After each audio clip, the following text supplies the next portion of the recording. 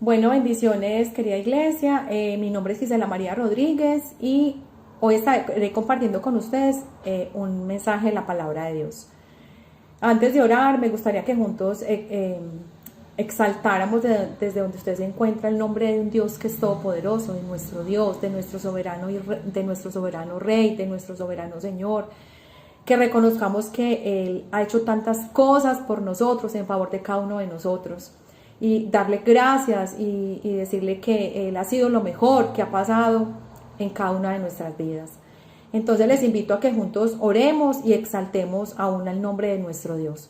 Padre, hoy te damos gracias porque tú has sido bueno, porque vemos a través de tu palabra registradas grandes maravillas, grandes hechos asombrosos, hechos increíbles, hechos sobrenaturales, Señor. Y eso solo lo puedes hacer tú, Señor. Por eso hoy te exaltamos, por eso hoy glorificamos tu santo nombre y por eso hoy te agradecemos, Señor, porque tú has sido tan bueno con cada uno de nosotros. Hoy presentamos delante de ti este tiempo de mensaje de tu palabra y siempre, Señor, pidiéndote que tu Santo Espíritu, Señor, nos muestre qué cosas necesitamos reforzar, qué cosas necesitamos cambiar, Señor. Hoy te damos gracias, Señor, y pedimos toda tu dirección en el nombre del Padre, del Hijo, del Espíritu Santo. Amén y amén. Bueno, hoy vamos entonces a estar en el segundo libro de Reyes y esta enseñanza la he titulado Haz tú lo posible, que Dios hará lo imposible. Nosotros hacemos lo posible y nuestro Dios hace lo imposible. Miremos antes de iniciar en el texto de Segundo de Reyes, lo que nos dice Jeremías 32:27, dice la palabra de Dios. Yo soy el Señor Dios de toda humanidad. ¿Hay algo imposible para mí? Hoy el Señor nos pregunta, yo que lo creé a usted, que lo hice a usted y que vemos que somos internamente y externamente maravillosos, que ha hecho tantas cosas por nosotros, Él nos pregunta hoy, ¿hay algo imposible para mí? ¿Hay algo imposible para nuestro Dios? Sea por la situación que estemos pasando, para Dios no hay imposibles.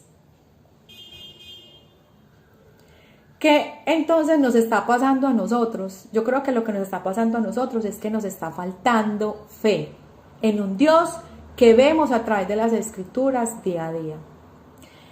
Este texto que hoy vamos a mirar nos va a arrojar tareas que nosotros necesitamos hacer para aprender a confiar más en un Dios que se mueve en lo sobrenatural. Y para eso nosotros necesitamos cada día crecer en esas tareas, que esas tareas para nosotros sean constantes, persistentes, que sean esas tareas crecientes. Entonces es lo que vamos a mirar a través de las Escrituras y porque es que, hermanos, Dios con toda seguridad quiere manifestarse en nuestras vidas. Entonces lo que necesitamos es aprender a hacer bien las cosas, porque Dios con toda seguridad lo que más anhela es que nosotros podamos ver su gloria. Entonces los invito a que juntos vamos a la palabra de Dios, porque allí es donde encontraremos estas tareas y estaremos hoy en un texto extraordinario, sobrenatural, que nos introducirá a tener y aumentar más esa fe en el Dios de los imposibles. Y además nos dará evidencias de su extraordinario poder en favor de su pueblo. ¿A través de quién? De su Santo Espíritu. Y allí vamos a mirar 3 tareas que nosotros debemos hacer posibles, que necesitamos desarrollar día a día en nuestras vidas. Entonces, haz tú lo posible, que Dios hará lo imposible. Vamos entonces al segundo libro de Reyes, capítulo 6, versos del 1 al 7. Dice la palabra de Dios. Eliseo hace flotar el hacha. Los hijos de los profetas dijeron a Eliseo, he aquí el lugar en que moramos contigo nos es estrecho. Vamos ahora al Jordán y tomemos de allí cada uno una viga y hagamos allí lugar en que habitemos. Y él dijo, andad. Y dijo uno, te rogamos que vengas con tus siervos. Y él respondió, yo iré. Se fue pues con ellos y cuando llegaron al Jordán cortaron la madera. Y aconteció que mientras uno derribaba un árbol, se le cayó el hacha en el agua. Y gritó diciendo: ah, Señor mío, era prestada. El varón de Dios preguntó: ¿dónde cayó? Y él le mostró el lugar. Entonces cortó él un palo y lo echó allí e hizo flotar el hierro. Y dijo: tómalo. Y él extendió la mano y lo tomó.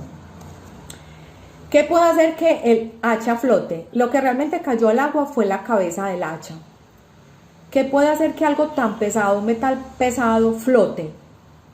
Pues desde el punto de vista científico, y si nosotros pensamos en nuestras capacidades, es imposible.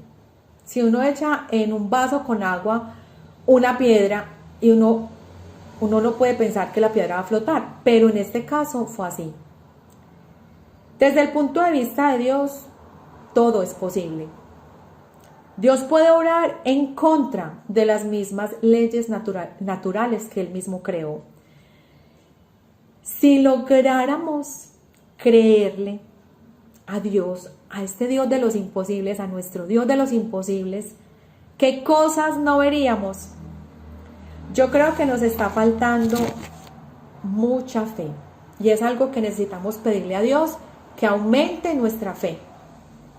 Este hecho ocurrió en tiempos de crisis para el pueblo de Israel, pues el pueblo de Israel junto con sus reyes desviaron su mirada del Señor. Lamentablemente, estos reyes no consultaban a Dios, se desviaron de Él, y desafortunadamente, a pesar de todo, ellos vieron muchas cosas, pero no pudieron ver el obrar de Dios como Dios quería.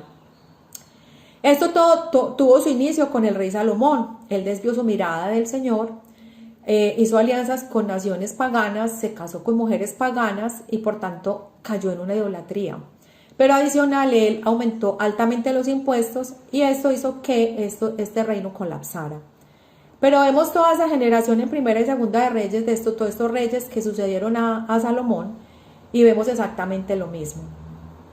Y uno se queda impactado de la paciencia de Dios, se queda impactado de la misericordia de Dios hacia un pueblo tan rebelde y hacia un pueblo tan desobediente, hacia un pueblo que mira y desvía su mirada hacia otras cosas. Se impacta uno de cómo Dios sostiene su pacto, aún en medio de la desobediencia de su pueblo. Esa fidelidad de Dios es impecable, es impresionante. Y precisamente esta misericordia es la que hace que Dios levante profetas en estas crisis. Y este objetivo principal, o sea, son muchos objetivos por los que Dios hace que se levante el profeta Eliseo, como también el profeta Elías y muchos que vemos antes del profeta Elías, pero el Señor lo hace precisamente, es para que su pueblo se vuelva a arrepentimiento. Lamentablemente muchos no se arrepintieron y perecieron, y los que se arrepintieron y obedecieron, vieron al Dios vivo actuar poderosamente en sus vidas. Hermanos, que nosotros no seamos de aquellos que no obedecemos al Señor, sino que seamos de aquellos que sí obedecemos y nos arrepentimos y ponemos nuestra mirada en el Señor siempre, para que nosotros nos perdamos de esas manifestaciones que Dios quiere hacer diariamente en nuestras vidas.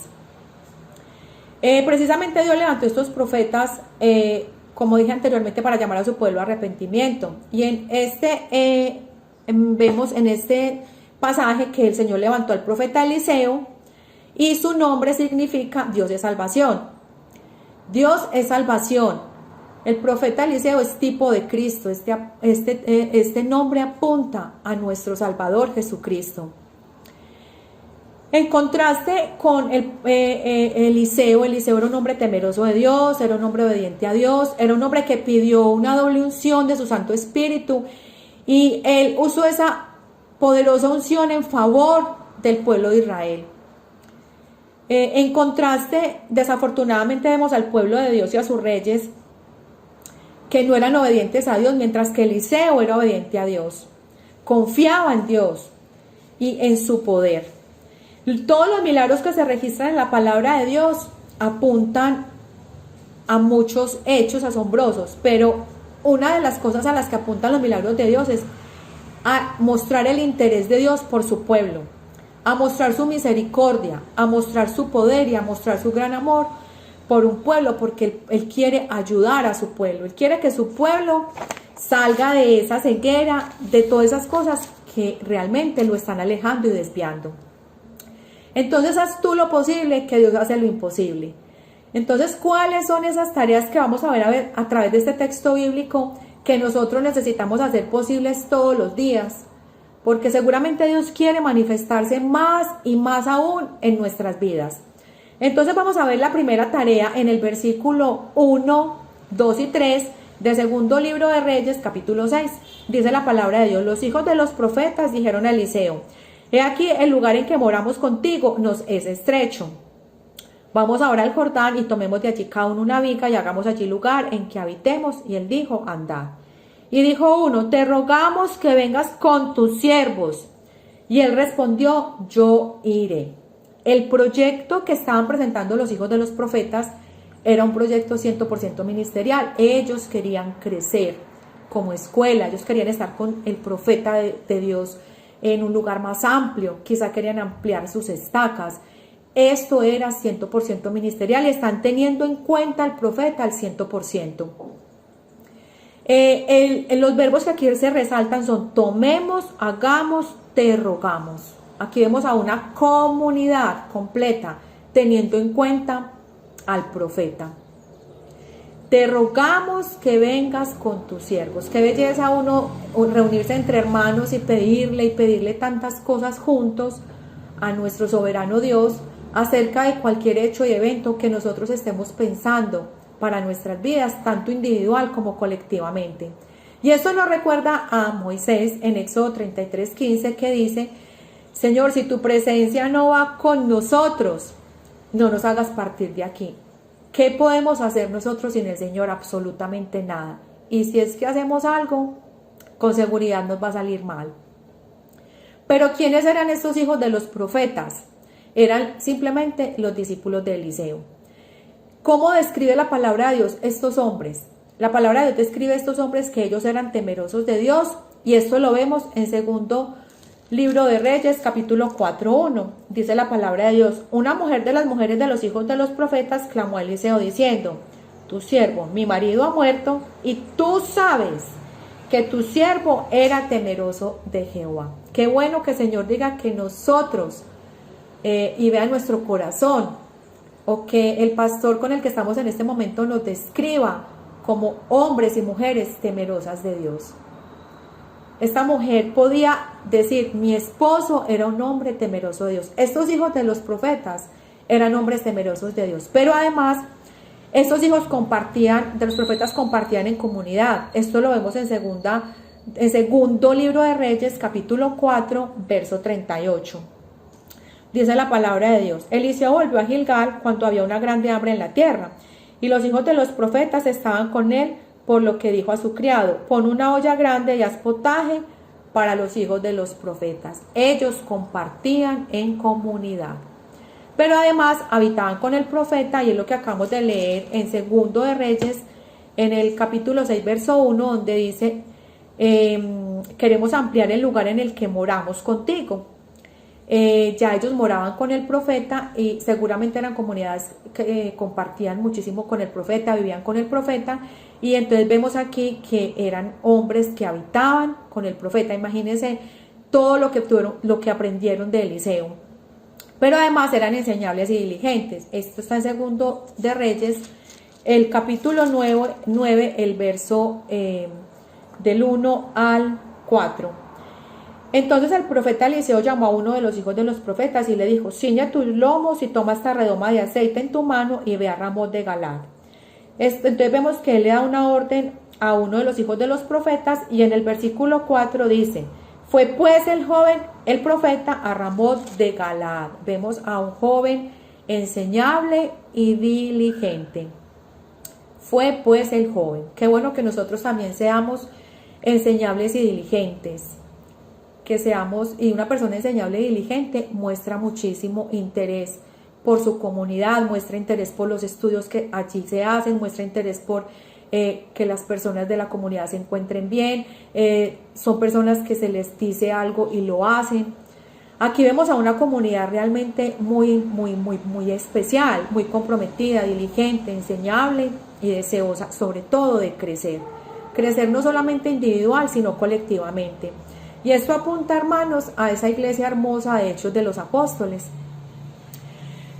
Aquí hay algo muy importante, y es que en el versículo 2 dice, hagamos allí lugar en que habitemos, pero antes de esto el versículo nos dice, cada uno haga su propia viga, tome su viga, hagamos cada uno una viga.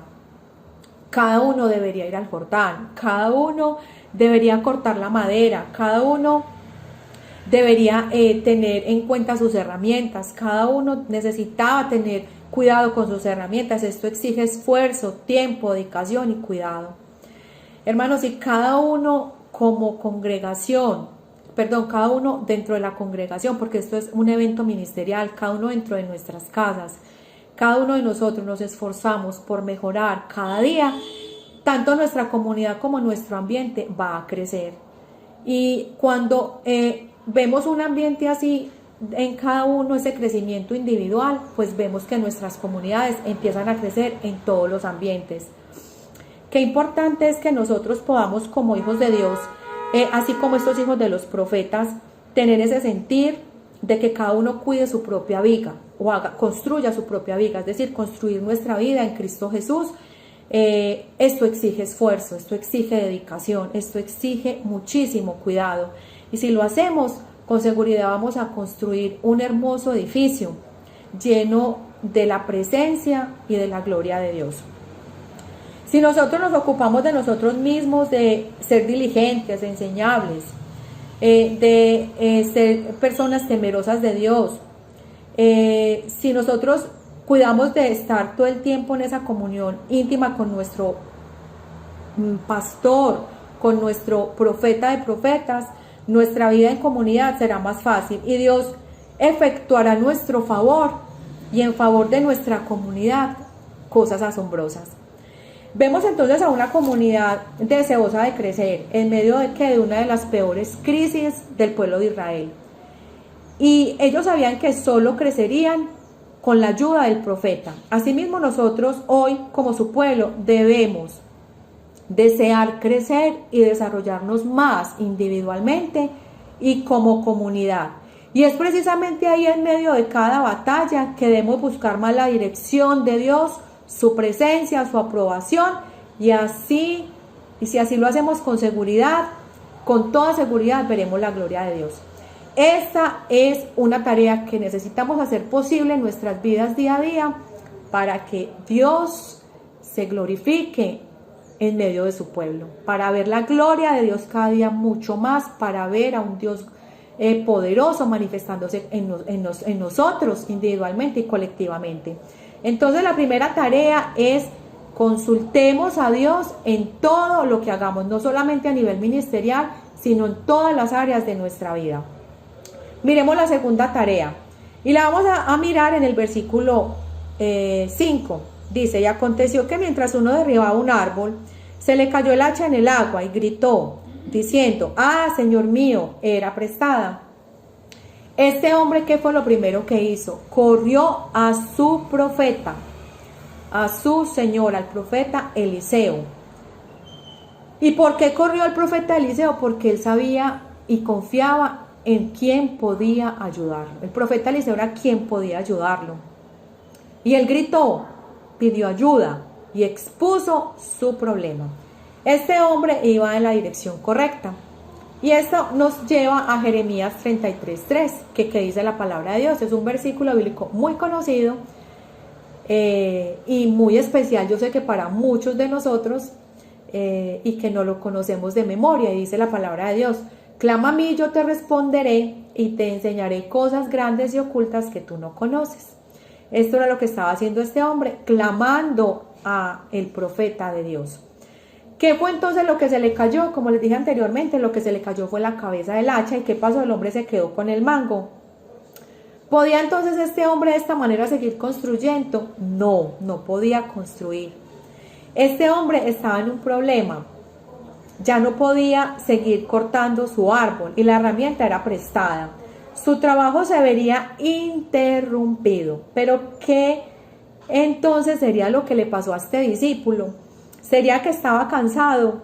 ¿O quizá no cuidó y afiló bien su herramienta?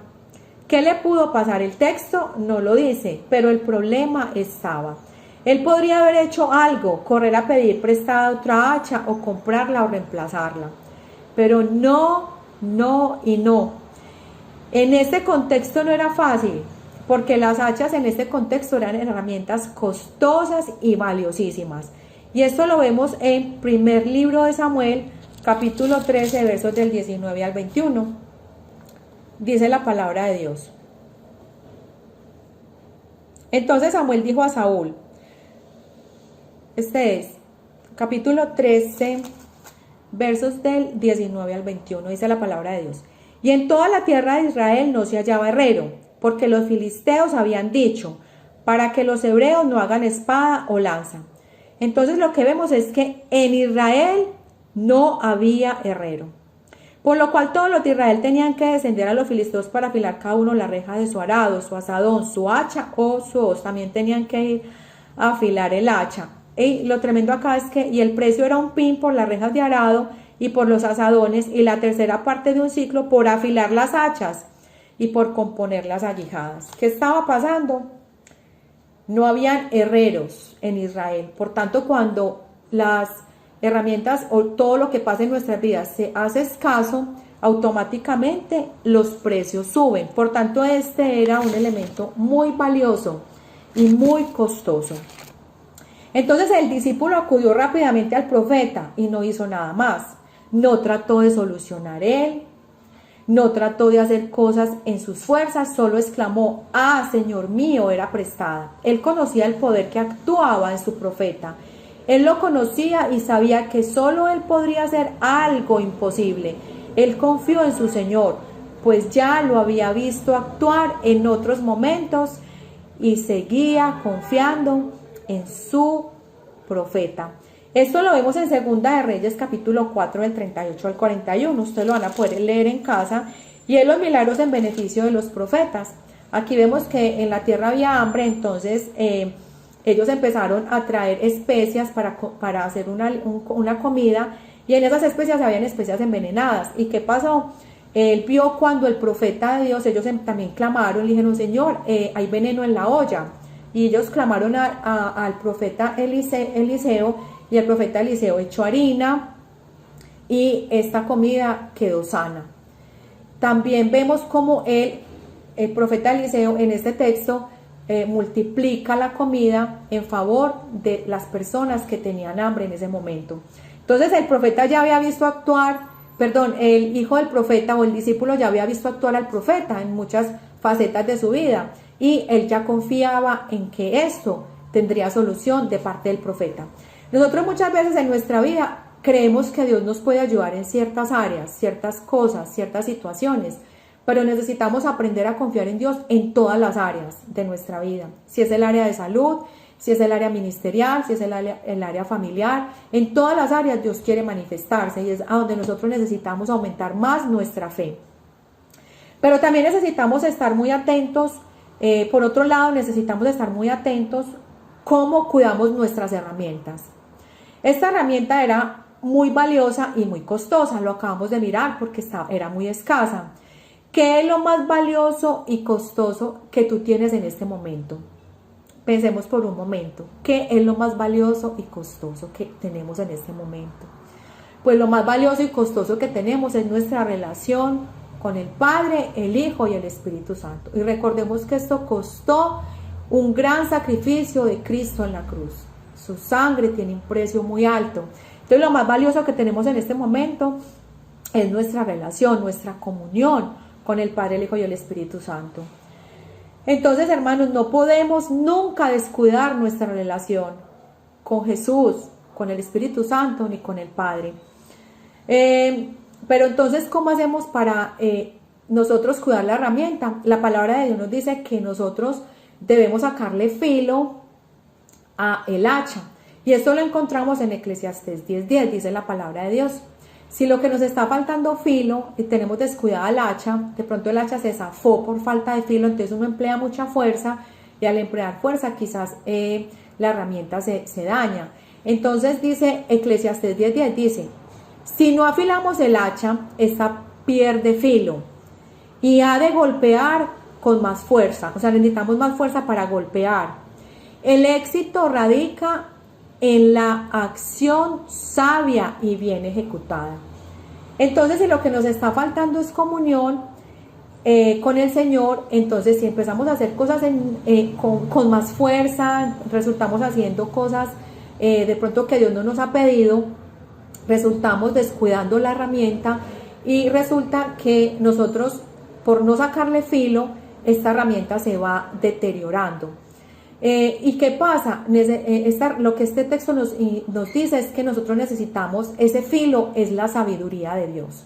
La palabra de Dios nos dice que nosotros necesitamos todos los días sabiduría para hacer las cosas. ¿Y de quién proviene toda la sabiduría? De Dios. Por eso la mejor manera de nosotros sacarle filo al hacha a cada situación, a nuestras vidas, es empleando tiempo en comunión con nuestro Dios. Hay una frase que se le atribuye a Abraham Lincoln y es la siguiente, dice: si debo derribar un árbol en 8 horas, emplearía 6 de esas horas en afilar el hacha. ¿Sabe qué es esto, hermanos? Esto es comunión, más comunión, más comunión. Nosotros necesitamos dedicar mucho tiempo a la comunión con Dios y nuestro trabajo va a ser mucho más fácil y sencillo. Quizá este discípulo no tenía bien afilada el hacha, o quizás se descuidó en algún área y terminó esta hacha por desprenderse y por hundirse. ¿Qué pasó entonces? Hermanos, el mango sin la cabeza del hacha no es funcional. Es imposible seguir construyendo con el mango. Necesitamos el hacha. Entonces nosotros, nuestra vida sin Cristo Jesús no es funcional. Nuestra vida sin el Señor se hunde. Nuestra vida sin el Señor se pierde. Afortunadamente este discípulo acudió a su profeta, a su ayudador, y pudo ser rescatada. Él vio el milagro. Él vio este milagro, este poderoso milagro, porque él acudió inmediatamente al profeta. Pero en el contexto que estamos hoy estamos estudiando en segundo libro de Reyes, capítulo 6, en el contexto vemos un milagro que el profeta Eliseo hace a través del Espíritu Santo a Naamán. Aquí vemos un poderoso milagro, pero desafortunadamente vemos a Giezi, su siervo, que se hundió. ¿Y qué le pasó a Giezi? Giezi no pidió ayuda inmediatamente, no consultó con el profeta y terminó leproso. Esto lo encontramos en Segundo de Reyes, capítulo 5, miremos el verso 20, dice la palabra de Dios. Entonces Giezi, criado de Eliseo, el varón de Dios, dijo entre sí: he aquí mi señor estorbó a este sirio Naamán, no tomando de su mano las cosas que había traído. Vive Jehová, que correré yo tras él y tomaré de él alguna cosa. Recordemos que Naamán le había dicho al profeta Eliseo que le iba a dar como algo en cambio del milagro que había obtenido, y Eliseo le dijo: no, es que esto no es mío, esto es de Dios. Entonces Giezi dijo: no, yo sí quiero eso. Pero ¿qué es lo que pasó? Giezi dijo entre sí. Aquí vemos un monólogo interno de Giezi. Yo recuerdo hace mucho tiempo que el pastor nos predicó acerca de esos monólogos internos. Esas son cosas que uno piensa y uno dice: pues yo voy a hacer esto que no es tan malo. Pero si nosotros no consultamos la palabra de Dios, o consultamos entre hermanos, consultamos con nuestro pastor o líderes que nos aconsejen, nosotros podemos terminar mal, hundiéndonos en nuestro propio pecado. Y en el versículo 25 vemos que no confesó su pecado. Él tuvo la oportunidad de confesarlo, dice la palabra de Dios. Y él entró y se puso delante de su señor. Y Eliseo le dijo: ¿de dónde vienes, Giezi? Y él dijo: tu siervo no ha ido a ninguna parte. No confesó su pecado. No estaba confesando eso que tenía en mente que iba a hacer. Y desafortunadamente este hombre terminó lleno de lepra. Y en el versículo 26, la cuestión más tremenda es que él pensó que nadie lo estaba viendo. Miremoslo. Él entonces le dijo: ¿no estaba también allí mi corazón cuando el hombre volvió de su carro a recibirte. Es tiempo de tomar plata y de tomar vestidos, olivares, viñas, ovejas, bueyes, siervos y siervas. El corazón de Giezi se desvió hacia lo material, hacia lo mundano. Él pensó que nadie lo vería, pero asimismo nosotros necesitamos entender que cualquier cosa, incluso antes de pensarla, Dios ya la conoce y debemos presentarla al Señor. Entonces, ojo, como nos decía el pastor Alpidio hace un tiempo, con esos monólogos internos, esos que nadie aparentemente sabe ni conoce, pero Dios sí. Esos pecados no confesados pueden llevarnos a nuestra propia perdición. La palabra de Dios dice en Proverbios 28:13, el que encubre sus pecados no prosperará, pero el que los confiesa y los abandona alcanzará misericordia. Hermanos, necesitamos confesar incluso cualquier pensamiento que llegue a nuestra mente, inmediatamente hacer confesión, llevar ese pensamiento cautivo a Cristo Jesús. Ahora, el profeta Eliseo también le hace una pregunta al discípulo. Le pregunta, ¿dónde cayó el hacha? Eso también tiene que ver con lo que le pasó a Giezi. Vemos al hijo del profeta que le muestra al profeta dónde exactamente cayó el hacha. Esta es una demostración de humildad, es una demostración de un deseo por ser reivindicado, es un reconocimiento a su equivocación, falla, pecado, descuido, lo que haya sido que le pasó a este hombre. Él está reconociendo el punto exacto donde se cayó el hacha.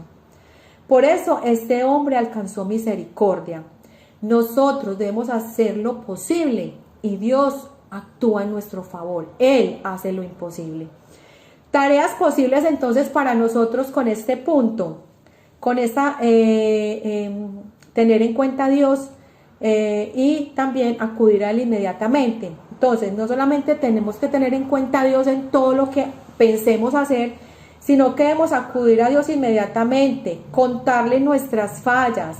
Necesitamos afilar el hacha, es decir, dedicar más tiempo a esa comunión con el Señor. Necesitamos más oración, más comunión entre hermanos, más lectura de la palabra de Dios, más confesión. ¿Y qué pasará, hermanos? Veremos la gloria de Dios. Vamos entonces con dos tareas. Vamos para la tercera tarea. Está en el versículo 6 y 7, dice la palabra de Dios. El varón de Dios preguntó dónde cayó y él le mostró el lugar. Entonces aquí viene la tercera tarea. Entonces cortó él un palo y lo echó allí e hizo flotar el hierro y dijo, tómalo. Y él extendió la mano y lo tomó. La tercera tarea es, no dudes de su ayuda y de su poder. Y esto confrontó mucho mi vida, porque uno en muchas cosas tiene dudas. Entonces lo que yo le decía a Dios a través de este estudio, Señor, quite de mi mente, de mi corazón, cualquier duda, cualquier cosa que yo crea que usted no puede hacer. Quite cualquier duda de mi corazón, porque yo sé, Señor, que usted es un Dios de los imposibles. Nosotros necesitamos pedirle al Señor que quite cualquier duda, porque Dios quiere y puede ayudarnos. Entonces nosotros lo que necesitamos es no dudar de su ayuda y de su poder en ningún momento de nuestras vidas ni en ninguna área. Este hombre demostró gran fe al depender del profeta. No cuestionó, no preguntó, solo esperó. Él no le dijo, ¿usted por qué cogió ese palo y lo tiró al agua? No, él confió en el profeta. Cualquier duda, por más pequeña, hay que sacarla de nuestra mente. Nunca podemos dudar del poder de Dios. Nunca, nunca, nunca. El profeta Eliseo ayudó de manera especial al discípulo. Aquí vemos al profeta Eliseo como tipo de Cristo.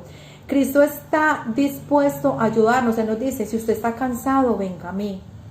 Si usted tiene un problema de una tentación, acuda a mí.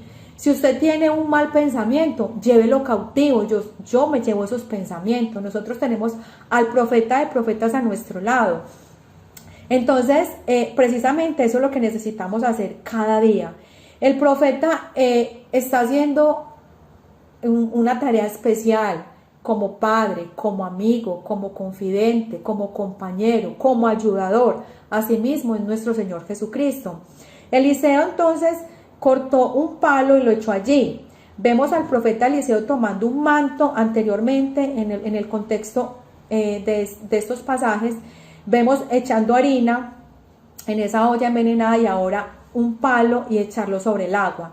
Y esto es poder sobrenatural. Este hombre tenía la doble unción del Espíritu Santo, entonces es un poder sobrenatural. Esto fue lo que sucedió en Mara, recordémoslo con Moisés, cuando Dios le dijo a Moisés que echara un árbol en esas aguas amargas y el agua se volvió dulce. Aquí Eliseo echa un palo y simplemente el hacha flota. Este hombre, me supongo,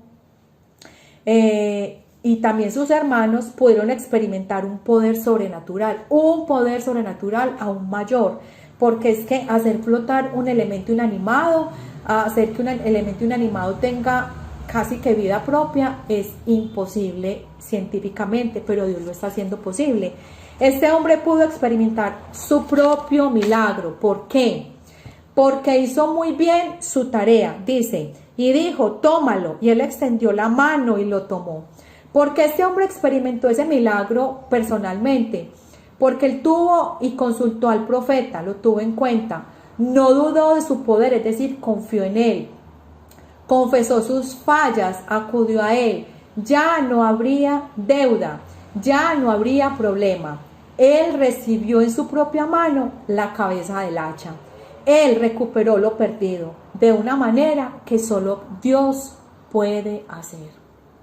Solo Dios puede hacer cosas maravillosas y poderosas en nuestras vidas.